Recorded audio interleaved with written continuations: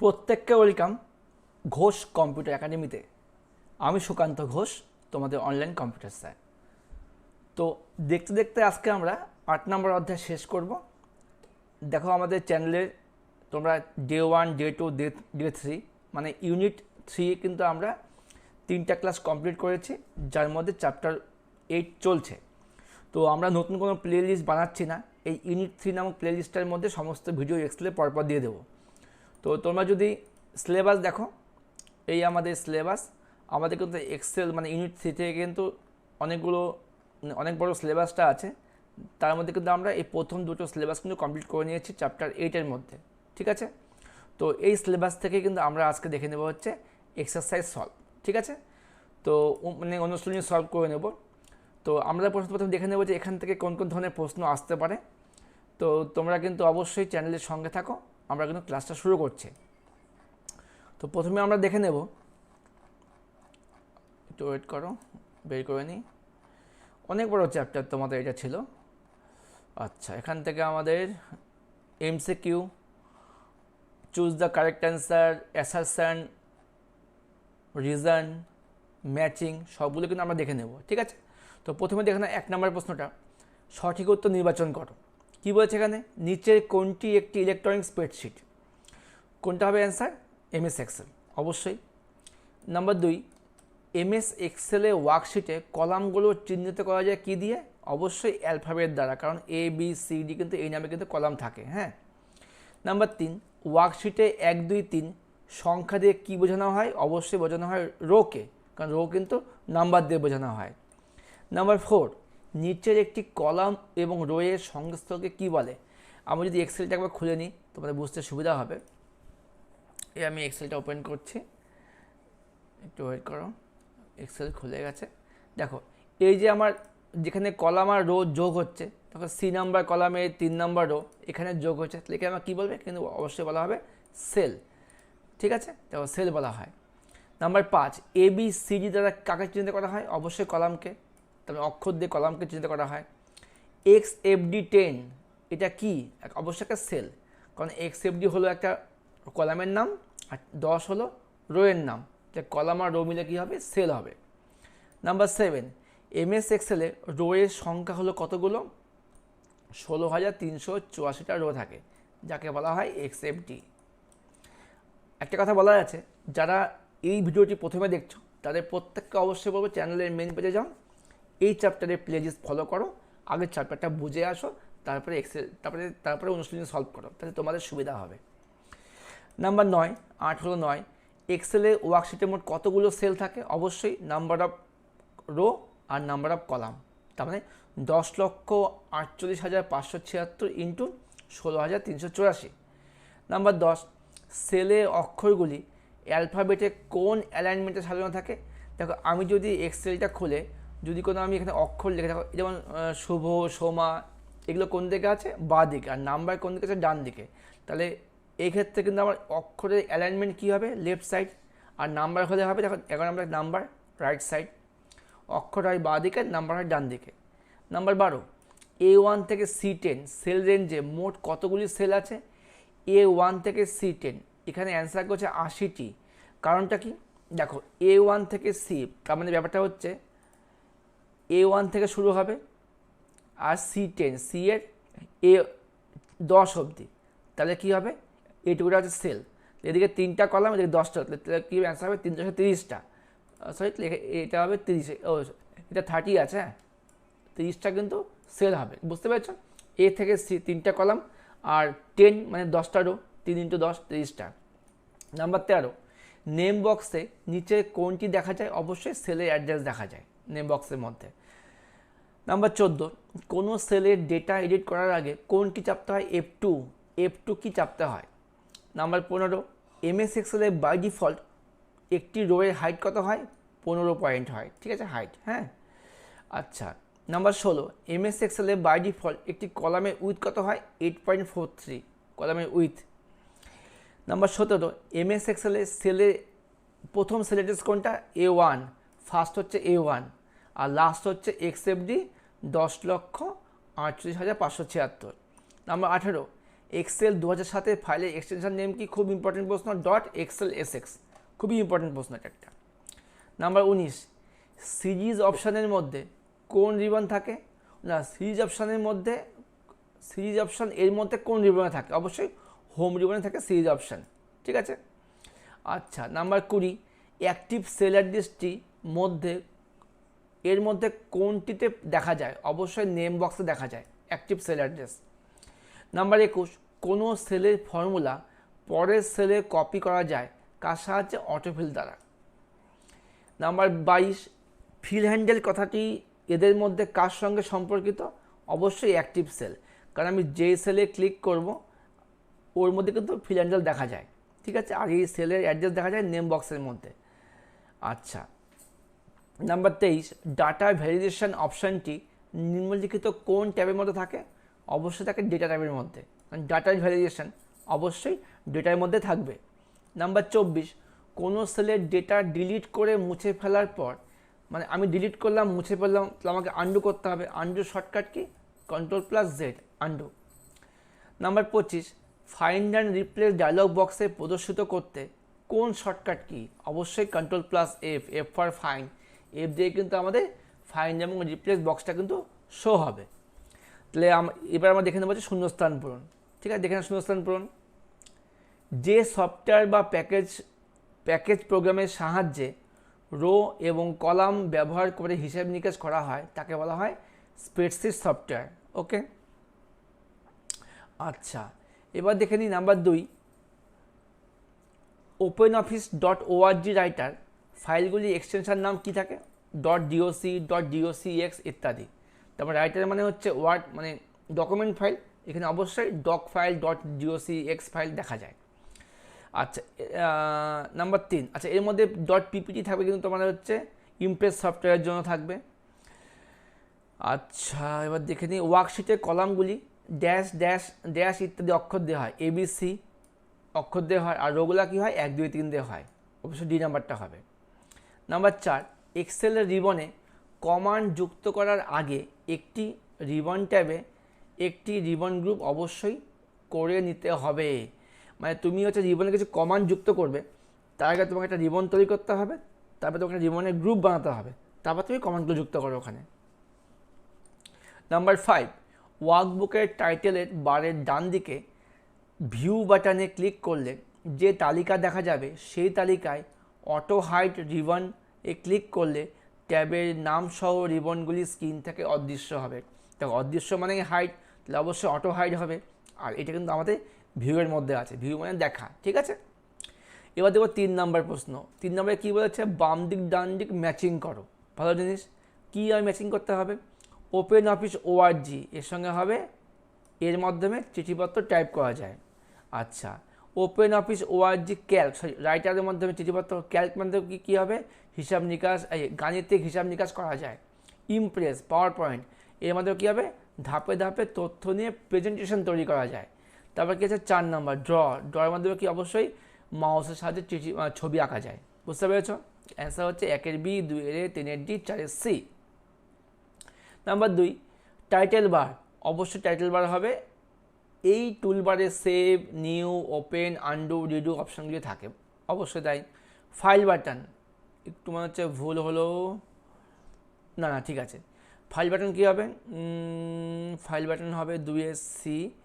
এই বাটনে ক্লিক করলে ব্যাকস্টেজ ভিউ প্রদর্শিত হয়, ওকে। কুইক অ্যাক্সেস টুলবার, না একটু ভুল হচ্ছে, ধরো বলে দিচ্ছি, একটু ভুল হচ্ছে। দেখো, কুইক অ্যাক্সেস টুলবারের মধ্যে হবে এগুলো, save, new, open, undo button থাকে, ওকে। আচ্ছা, টাইটেল বারের মধ্যে হবে এটা 1 D, এই বারের ডান দিকে মিনিমাইজ, ম্যাক্সিমাইজ, ক্লোজ বাটন থাকে, ওকে। আচ্ছা, রিবনে কী হবে? 7টা ট্যাব বাই ডিফল্ট দেখা যায়। আর ফাইল বাটনে কী হবে? এই বাটনে ক্লিক করলে ব্যাকস্টেজ ভিউ দেখা যায়। তাহলে অ্যান্সার কী হচ্ছে? 1 D,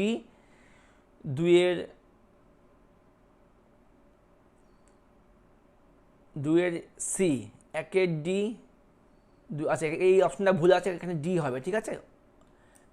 এই নাম্বারই হবে 1 D, 2 C, 3 D R 4 A, ঠিক আছে। আচ্ছা, এবার 3 নাম্বারটা, অল্ট চেপে কিছু কাজ দেওয়া আছে, FN পরে new, S for save, P for print, আর এক্স ফর ক্লোজ। তাহলে কী হবে, এন ফর কী হবে, নতুন ওয়ার্কবুক খোলা যায়, এস ফর কী হবে, সেভ করতে ইউজ করা হয়, পি ফর কী হবে, প্রিন্ট করা যায়, আর এক্স ফর কী হবে, ক্লোজ করা যায়। অতএব 1-এর ডি, 2-এর সি, 3-এর বি, 4-এর এ। আচ্ছা, এবার দেবো কিছু বিবৃতি আর যুক্তি, তার সঙ্গে কারণগুলো দেখে নিই। আচ্ছা, প্রথম বিবৃতি কী বলেছে, যে সফটওয়্যারের সাহায্যে রো এবং কলাম ব্যবহার করে হিসাব নিকাশের কাজ করা যায় তাকে স্প্রেডশিট সফটওয়্যার বলে। একদম ঠিক। কারণ কি, কারণ স্প্রেডশিটের মাধ্যমে আমরা চিঠিপত্র লিখতে পারি। একদম ভুল, এ সত্য আর মিথ্যা। ওকে। নাম্বার 2, এক হলো 2 নাম্বার, এখানে ব্যবহারকারীরা অন্যান্য সহযোগীর দ্বারা করা গুগল শিটের প্রতিটা পরিবর্তন অনলাইনে দেখতে পারে এবং সমস্ত তথ্যই পরিবর্তন। হ্যাঁ, এটা একদম ঠিক আছে। কারণ কি, কারণ গুগল শিট হলো গুগল দ্বারা সরবরাহ একটি বিনামূল্য ওয়েবসাইট ভিত্তিক স্প্রেডশিট অ্যাপ্লিকেশন। একদম ঠিক। তাহলে এ এবং আর উভয়ই সত্য, আর হচ্ছে এর সঠিক কারণ। নাম্বার 2 দেখি বিবৃতি কী বলছে, ওয়ার্কশিটে শিট ট্যাব অপশনে ক্লিক করলে জুম 100% দেখায়। একদম ঠিক। আর কারণ কি, কারণ ডিফল্ট সেটিং অনুযায়ী জুম 100% সিলেক্ট করা থাকে। আচ্ছা, এটা হচ্ছে এ সত্য। একবার দেখে নিই আমরা, ওয়ার্কশিটের শিট ট্যাব অপশনে ক্লিক করলে জুম 100% দেখায়। একবার দেখে নিই আমি, ওয়ার্কশিটের শিট ট্যাবে আমি ক্লিক করছি, শিট ট্যাবে ক্লিক করছি, তবে কি আমার জুম 100% দেখাচ্ছে। এটা ঠিক কথাই, জুমটা 100% দেখাচ্ছে। আর এই কারণটা কি বলছে, কারণটা বলছে কারণ ডিফল্ট সেটিং অনুযায়ী জুম 100% সিলেক্ট করা থাকে। হ্যাঁ, এটা অবশ্যই তাই। ডিফল্ট সেটিং কিন্তু আমাদের 100% হওয়া থাকে, কিন্তু ওয়ার্কশিটের শিট ট্যাব অপশনে ক্লিক করলে, শিট ট্যাব অপশন এখানে কোনটা, to sheet tab, sheet tab বলতে আমার এটাই বোঝা যাচ্ছে, আমি যদি এখন নতুন শিটও নিই তখন কিন্তু আমার জুম কিন্তু 100% হয়ে যাচ্ছে। তোমার এখন নিচে দেখতে পাচ্ছ, ঠিক আছে। তো এক্ষেত্রে আমার এ এবং আর উভয়ই সত্য হচ্ছে, এ এবং আর উভয় সত্য, ডি নাম্বার হবে না।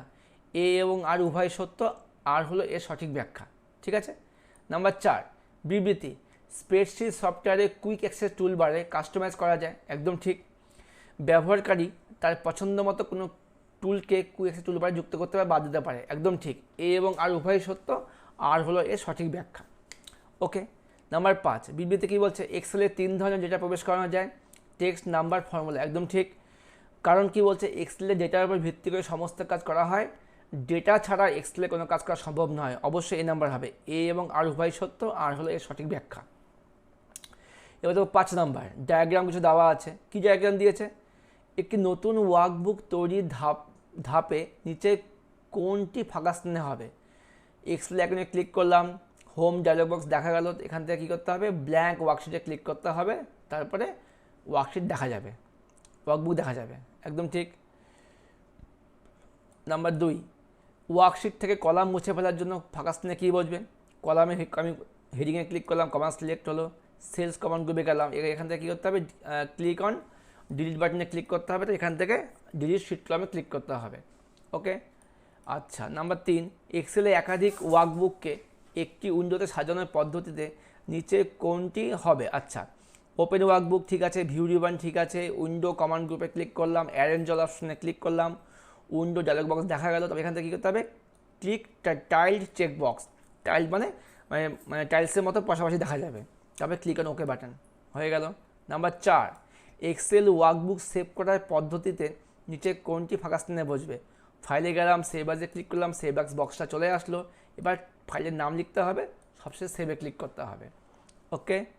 এবার 6 নম্বর, কয়েকটা বিবৃতি পরপর দেওয়া আছে, এখান থেকে কোনটা আগে কোনটা পরে তোমাকে পরপর সাজাতে হবে। দেখে নাও, আমার এখানে অ্যান্সারটা বি দাঁড়ানো আছে, একবার দেখে নিই। 2 নম্বর, প্রথমে যে রোগুলিকে, আচ্ছা প্রথমে বলছে রো মুছে ফেলতে হবে, অবশ্যই যে রোগুলিকে মুছে ফেলতে হবে সেই রোয়ের হেডিংয়ে ক্লিক করতে হবে। নাম্বার 3, রো হেডারে ক্লিক করলে রোগুলি সিলেক্ট হবে, একদম ঠিক। নাম্বার 1, এরপর হোম রিবনে সেলস কমান্ড গ্রুপে ডিলিট বাটনে ক্লিক করতে হবে, লাস্টে ডিলিট শিট রোজে ক্লিক করলে রোগুলো মুছে যাবে, অবশ্যই অ্যান্সার বি। নাম্বার 2, এক্সেল কলামে চড়া করতে হবে, কলামটাকে চড়া করতে হবে, তার জন্য কোন স্টেপগুলো হবে। 3 নম্বর, কলামের প্রসারতা পরিবর্তনের জন্য সেই কলামে হেডিংয়ে ক্লিক করে কলামটাকে সিলেক্ট করতে হবে, করে ফেললাম। নাম্বার 1, হোম রিবনে সেলস কমান্ড গ্রুপের ফরম্যাটে ক্লিক করতে হবে। তারপর নাম্বার 2, এবার এখান থেকে কলাম উইথে ক্লিক করতে হবে, ফলে কলাম উইথ বক্স দেখা যাবে। তারপর সবশেষে কলাম উইথ বক্সের মধ্যে ডিফল্ট কলাম উইথ দেখা যাবে, ওইটাকে তুমি মুছে দাও, তোমার পছন্দ মতো সংখ্যা লেখো, ওকে বাটনে ক্লিক করো, চেঞ্জ হয়ে যাবে। তাই অ্যান্সার হচ্ছে এ, 3, 1, 2, 4। নাম্বার 3, এক্সেলে ওয়ার্কবুকে ওয়ার্কশিট যুক্ত করতে হবে।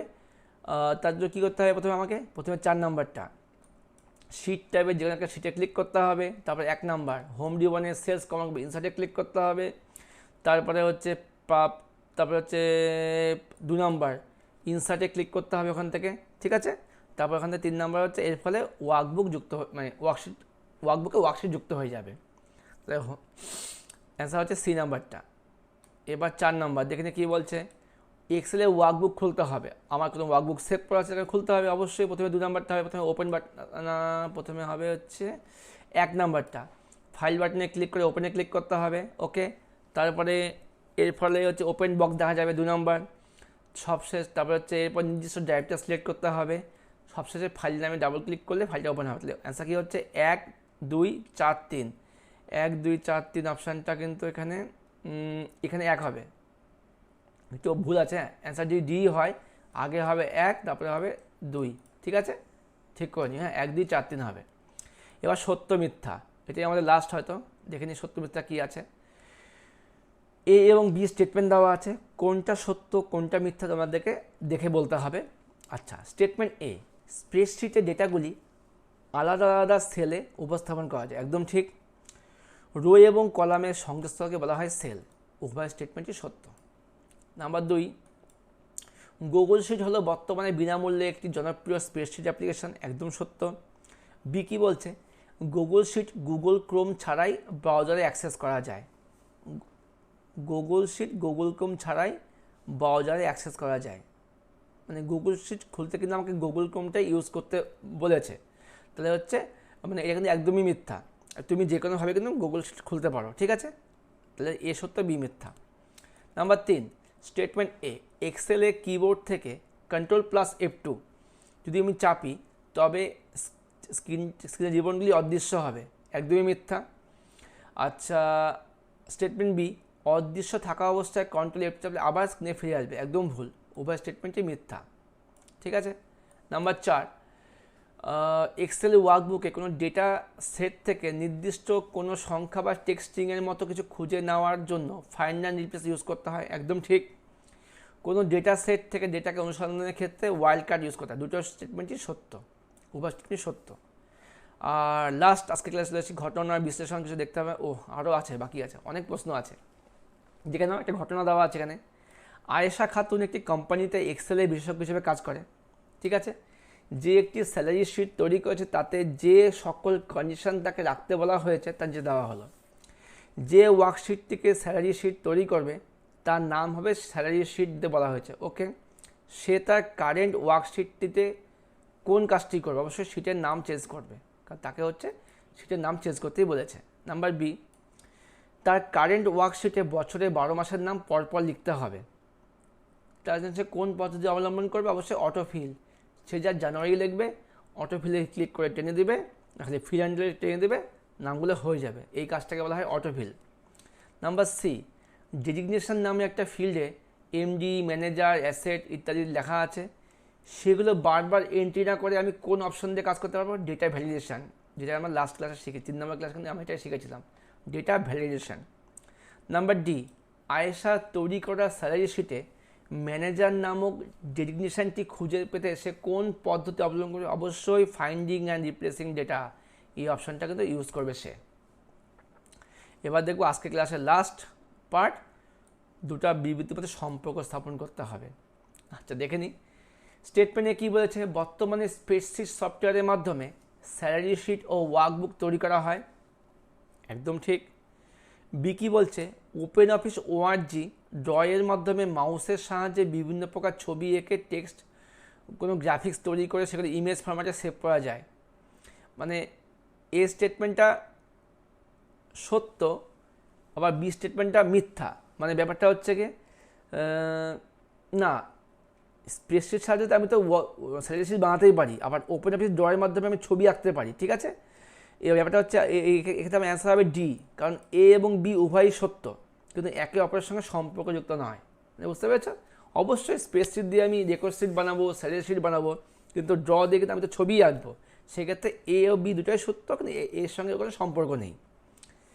নাম্বার 2 দেখে কি বলছে। স্টেটমেন্ট এ, ওয়ার্কশিটের তথ্যগুলিকে দ্রুত জুম ইন বা জুম আউট করতে ওয়ার্কবুকে উইন্ডোর নিচে ডান দিকে স্ট্যাটাস বারে জুম স্লাইডারটি ব্যবহার করতে হয়। অবশ্যই ঠিক, এবার নিচে কিন্তু আমাদের জুম স্লাইডার আছে ছোটো করে করতে। আর বি কী বলছে, এক্সেলে কিবোর্ড থেকে কন্ট্রোল F1 প্রেস করলে রিবন অদৃশ্য হয়। তাহলে এক্ষেত্রে কিন্তু আমার এ আর বি স্টেটমেন্টটি একে অপরের সঙ্গে সম্পর্কযুক্ত নয়। আচ্ছা, আমাদের রিবন অদৃশ্য করার শর্টকাটটা কি? উপরে মানে এক জায়গায় ছিল, আমার একবার দেখে নিই আমি। রিবন অদৃশ্য করার শর্টকাটটা এবার ধরো একটু, তোমাদের আগের দিনে হয়েছিল রিবন হাইড, কন্ট্রোল F, কোথায় দেখলাম ঠিক মনে পড়ছে না, এটা শর্টকাট মানে এখানে দেখলাম একটু আগে। রিবনকে হাইড, তো রিবন হাইড একটু ধরে রাখো। ওয়ার্কবুকের মধ্যে ডেটা সরানো,